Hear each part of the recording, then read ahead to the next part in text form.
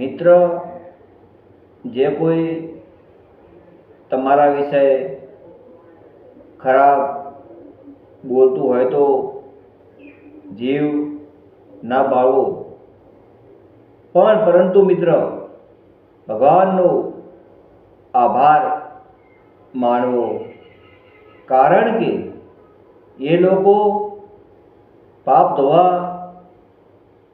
તીર્થયાત્રાએ જાય છે અને મિત્ર તમારા ઘરે બેઠા ધોવાય છે।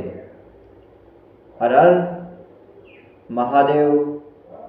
જય શરણમાં, જય ચામુંડમાં, જય ગોગા મહારાજ, જય શ્રી ગુતરમાં।